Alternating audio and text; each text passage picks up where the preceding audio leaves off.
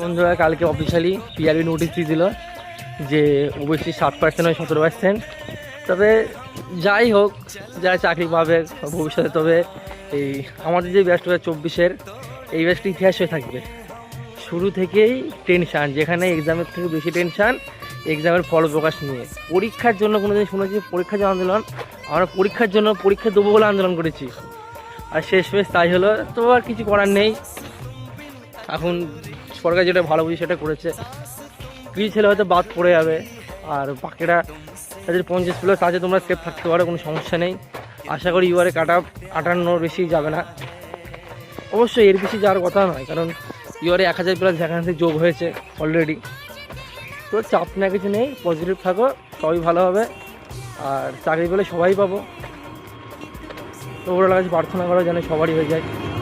সবার তো হবে না, তাও তো ধরো 21,000-এর মধ্যে